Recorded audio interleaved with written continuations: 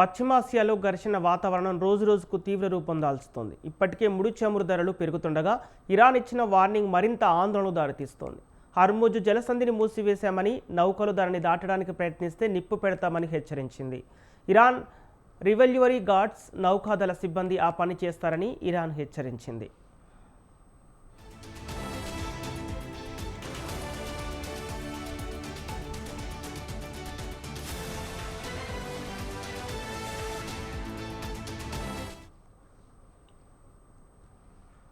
Hormuz ప్రపంచ ఇంధనానికి జీవనాడి వంటిది. కేవలం కొన్ని మీటర్లు వెడల్పు ఉన్న ఈ ప్రదేశం నుంచి ప్రపంచం వాడే చమురులో 5వ వంతు రవాణా అవుతోంది. ఈ జలసంధిలో ఏర్పడే ఏ అంతరాయమైనా ప్రపంచ వాణిజ్యాన్ని గజగజలాడిస్తుంది. ఈ మార్గం నుంచి వచ్చే చమురు ఎల్ఎన్జీ అత్యధికంగా భారత్, చైనా, దక్షిణ కొరియా, జపాన్ దేశాలకు ఎగుమతి అవుతుంది. ఇంతటి కీలకమైన జలసంధి మూసుకుపోతే రవాణా, బీమా ఖర్చులు గణనీయంగా పెరుగుతాయి. ఇప్పటికే ఆ ప్రభావం కనిపిస్తుంది. చమురు ధరలు బగ్గుమంటున్నాయి. కాగా అమెరికా, ఇజ్రాయెల్ దాడులో తమ సుప్రీం నేత ఖమేనీ మృతి చెందడంతో ఇరాన్ రగిలిపోతుంది. ఈ నేపథ్యంలోనే హర్ముజ్ను మూసివేసినట్లు ప్రకటించింది.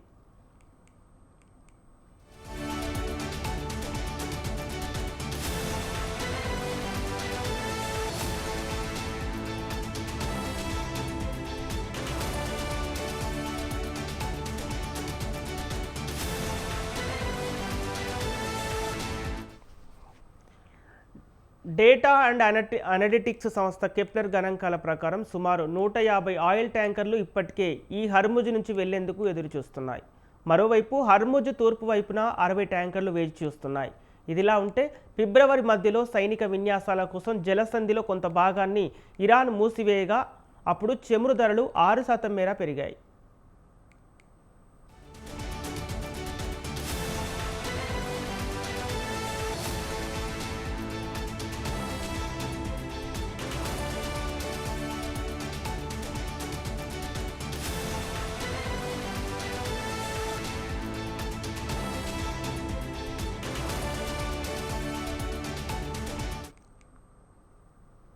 పశ్చిమాసియాలో ఘర్షణ వాతావరణం రోజురోజుకు తీవ్ర రూపం దాల్చుతోంది. ఇప్పటికే ముడి చమురు ధరలు పెరుగుతుండగా ఇరాన్ ఇచ్చిన వార్నింగ్ మరింత ఆందోళనకు దారితీస్తోంది. హర్ముజ్ జలసంధిని మూసివేశామని, నౌకలు దానిని దాటడానికి ప్రయత్నిస్తే నిప్పు పెడతామని హెచ్చరించింది. ఇరాన్ రివల్యూషనరీ గార్డ్స్ నౌకాదళ సిబ్బంది ఆ పని చేస్తారని ఇరాన్ హెచ్చరించింది. దీనికి సంబంధించిన పూర్తి డీటెయిల్స్ మా ప్రతినిధి సవీన్ లైవ్ ద్వారా అందిస్తారు. సవీన్, చమురు ధరలు వేగంగా పెరుగుతున్నట్టు తెలుస్తోంది. అసలు అంటే పశ్చిమాసియా దేశాల్లో నెలకొన్న ఈ యుద్ధ వాతావరణం కారణంగానే అనుకోవచ్చా? అసలు ఏంటి అప్డేట్స్ ఎలా ఉన్నాయి? ఒక రకంగా ప్రపంచవ్యాప్తంగా ఏదో ఒక దేశం మరో దేశంపై దాడి చేస్తూ ముఖ్యంగా ఒక అశాంతి, అస్థిరత ఏర్పడుతుందని చెప్పుకోవచ్చు. ప్రధానంగా ఇరాన్పై అమెరికా, ఇజ్రాయెల్ ఈ రెండు దేశాలు సంయుక్తంగా దాడి చేయడంతో పశ్చిమాసియా దేశాలు ఒక రకంగా ఎమర్జెన్సీ పరిస్థితుల్లో ఉన్నాయని చెప్పుకోవచ్చు.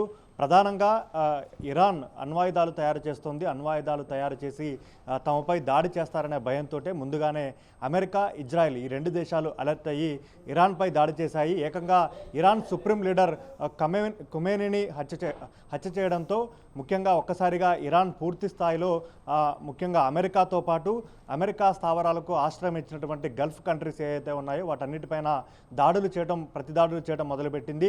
దీంతో ఒక్కసారిగా పశ్చిమాసియా దేశాల్లో ఒక ఘర్షణ పూరితమైన వాతావరణం నెలకొంది. ప్రధానంగా ఇరాన్ సుప్రీం లీడర్ ఖమేనీ హత్య తర్వాత ముఖ్యంగా షియా ముస్లింలు, ప్రపంచవ్యాప్తంగా ఉన్నటువంటి షియా ముస్లింలు ఎక్కడికక్కడ రోడ్లపైకి వచ్చి ఆందోళనలు వ్యక్తం చేస్తున్న పరిస్థితి మనకు కనపడుతోంది. ముఖ్యంగా దుబాయ్తో పాటు యుఏఈ, ఖతార్, అదేవిధంగా కువైట్, బహ్రెయిన్ ఇట్లాంటి గల్ఫ్ కంట్రీస్లో ప్రధానంగా భారతదేశం నుంచి దాదాపు 90 లక్షల మంది ఉపాధి ఉద్యోగాల కోసం వెళ్ళినట్లుగా తెలుస్తోంది. వీరంతా కొంత ఆందోళనలో ఉన్నట్లుగా తెలుస్తోంది. ముఖ్యంగా ఇరాన్ ఎప్పుడైతే అమెరికా ఈ దేశాల్లో స్థావరాలు ఏర్పాటు చేసుకుని ఇరాన్పై దాడి చేసిందో ఇరాన్ కూడా ప్రతిదాడులు మొదలుపెట్టి గల్ఫ్ కంట్రీస్పై విరుచుకుపడుతున్న పరిస్థితి మనకు కనపడుతుంది. మరోవైపు ఇరాన్కు మద్దతుగా లెబనాన్తో పాటు గాజా, ఇతర దేశాల్లో ఉన్నటువంటి తీవ్రవాద గ్రూపులు, మిలిటెంట్ గ్రూపులు ఏవైతే ఉన్నాయో ఆ సంస్థలన్నీ మద్దతిస్తూ ఇరాన్కు మద్దతుగా గల్ఫ్ కంట్రీస్పై దాడులు చేస్తున్న పరిస్థితి కూడా ఒకవైపు కనపడుతుంది. ప్రధానంగా ఇరాన్ పార్లమెంటు భవనంపై కూడా అమెరికా, ఇజ్రాయెల్ దాడి చేశాయి. మరోవైపు ఇప్పటి వరకు దాదాపు 130 నగరాలపై ఇరాన్లో దాడి చేశారు. 600కు పైగా పౌరులు మరణించినట్లుగా తెలుస్తోంది. ఇరాన్ సుప్రీం లీడర్ అయతుల్లా ఖమేనీతో పాటు రక్షణ శాఖ మంత్రి, ఇతర ఇరాన్కు సంబంధించినటువంటి ముఖ్యమైన నేతలు నేతలు ప్రధానంగా మరణించినట్లుగా తెలుస్తోంది.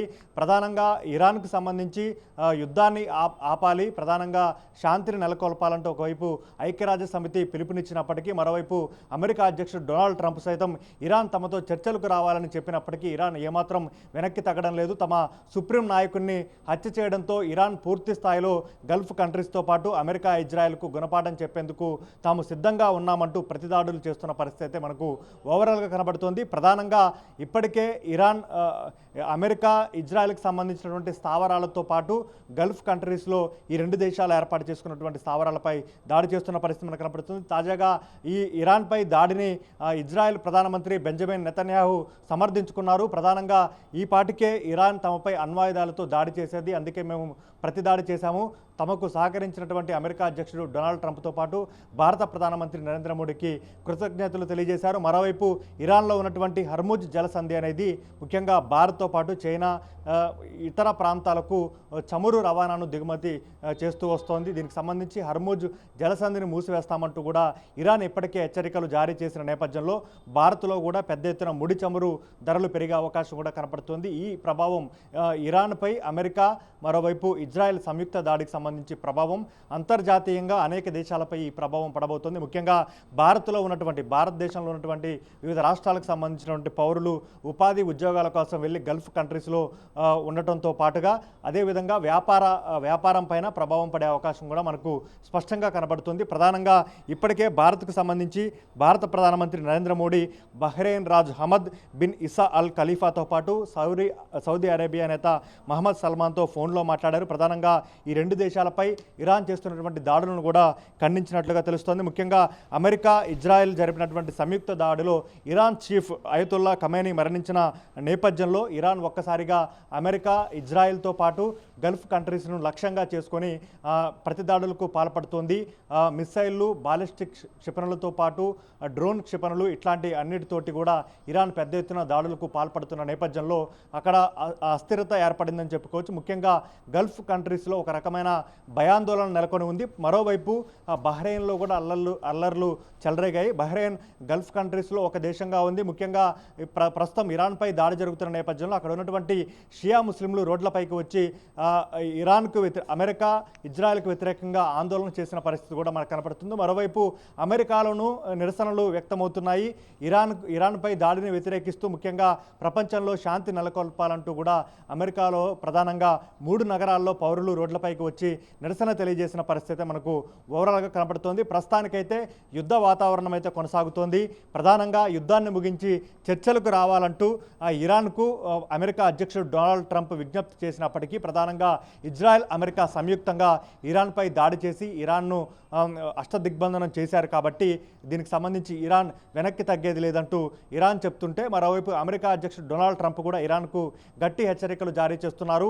మీరు ఇట్లాగే మొండి పట్టుదలగా పోతే ఖచ్చితంగా దాడులు తీవ్రతరం చేస్తాము, ఇంకా భారీ మూల్యం చెల్లించుకోవాల్సి వస్తుందంటూ కూడా ఇరాన్ను అమెరికా అధ్యక్షుడు డొనాల్డ్ ట్రంప్ హెచ్చరించారు. మరోవైపు అమెరికా ప్రపంచంలోనే దౌత్యపరంగా పెద్ద ద్రోహ దేశం అంటూ కూడా ఇరాన్ సెక్యూరిటీ చీఫ్ అభివర్ణించిన పరిస్థితి కూడా మనకు కనపడుతున్న నేపథ్యంలో ప్రస్తుతానికైతే ఇరాన్ను లక్ష్యంగా చేసుకొని అమెరికా ఇజ్రాయెల్ దాడులు కొనసాగిస్తోంది.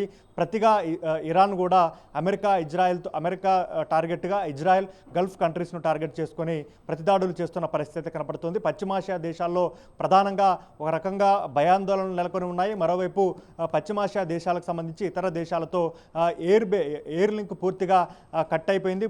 పూర్తిగా అంతర్జాతీయ విమానాశ్రయాలను ఎక్కడికక్కడ పర్యటనలను రద్దు చేశారు.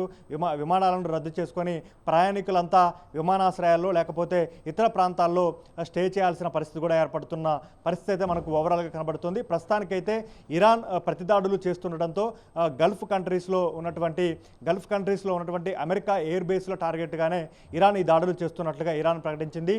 ముఖ్యంగా గల్ఫ్ కంట్రీస్తో ఇరాన్కు ప్రత్యక్షంగా పరోక్షంగా ఎట్లాంటి శత్రుత్వం లేకపోయినప్పటికీ అమెరికాకు సహాయం చేస్తుండటంతో గల్ఫ్ కంట్రీస్ను టార్గెట్ చేసుకున్నామంటూ ఇప్పటికే ఇరాన్ ప్రకటించినట్లుగా తెలుస్తోంది. ఓకే సవిన్, ఇప్పుడు ఇరాన్ చమురును నిలిపివేసిన నేపథ్యంలో అంటే భారత్పై ఎలాంటి ప్రభావం పడే అవకాశం ఉంది? అంటే భారత్కు ప్రత్యామ్నాయ మార్గాలు ఏంటి తదుపరి?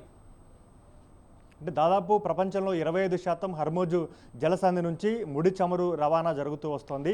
ఇది ఇరాన్లో ఉంటుంది కాబట్టి ఇప్పుడు ఇరాన్ను టార్గెట్గా చేసుకొని అమెరికా, ఇజ్రాయెల్ అక్కడ దాడులు చేస్తున్నాయి కాబట్టి ఇరాన్ ఇప్పటికే హెచ్చరించింది, హర్మూజ్ జలసంధిని పూర్తిగా నిషేధించాము, ఇక్కడ నుంచి రవాణా జరిగితే ఆ నౌకలను పేల్చివేస్తామంటూ కూడా ఇరాన్ హెచ్చరించింది. ఈ నేపథ్యంలోనే భారత్పై ఇది తీవ్రంగా పడే అవకాశం ఉంటుంది.